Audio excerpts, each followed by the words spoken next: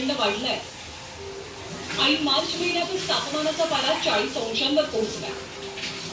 मात्र जुन्नरच्या माळ रानावरच्या प्राणी पक्ष्यांसाठी अगदी मुबलक पाणी उपलब्ध आहे. ठिकठिकाणी त्यांच्यासाठी पाणवठे तयार झालाय. रमेश खरमाळे आणि त्यांची पत्नी स्वाती खरमाळे यांनी गेल्या 4 वर्षात या माळरानावरती 400 पेक्षा अधिक पाणवठे तयार केले.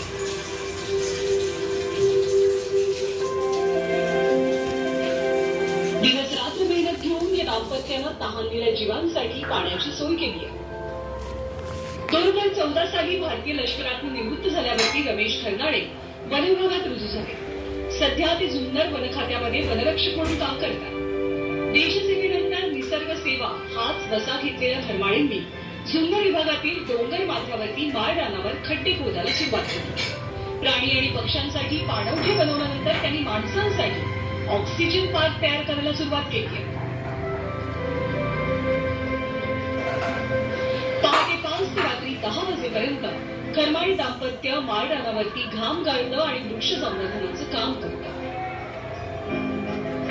त्याच्यामध्ये माणसासाठी उपयोगी पडणारं एक फळाचं झाड लावले. माणसासाठी फक्त ऑक्सिजन मिळावा म्हणून आम्ही ही झाडं लावली मुळं. आणि जी पिंपळ असतो त्याला पण छाटाली येतात. पक्षी कुठेतरी खातात, बिया पोटात जातात आणि म्हणून जंगली आबाई राहतात.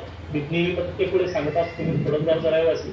माझ्या वडिलांनी पुढे जाऊन जंगलामध्ये झाड लावलेली नाही. ती देण जी आहे त्या पशु पक्ष्यांची आणि मूळ पशु पक्षी जगवण्यासाठी आमचा ध्यास आहे. खरमाळे यांच्या कामात त्यांची मुलंही त्यांना साथ देतात. वाढत्या ग्लोबल वॉर्मिंगला सामोरं जाताना प्रत्येकानं आपापल्या परीनं निसर्ग संवर्धनात खालीचा वाटा उचलायला हवा असं खरमाळे म्हणतात. ते आपल्याला हे पर्यावरण श्वास देते आणि या श्वासासाठी आपण सहकुटुंब काम केलं पाहिजे या त्या पाठीमागची आमची भूमिका आहे महत्वाची.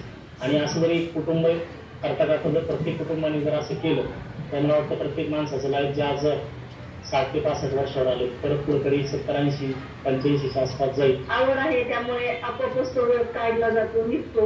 आणि यामध्ये उद्देश असा आहे की आजची पिढी ही मोबाईलमध्ये जास्त गुंतत चालली.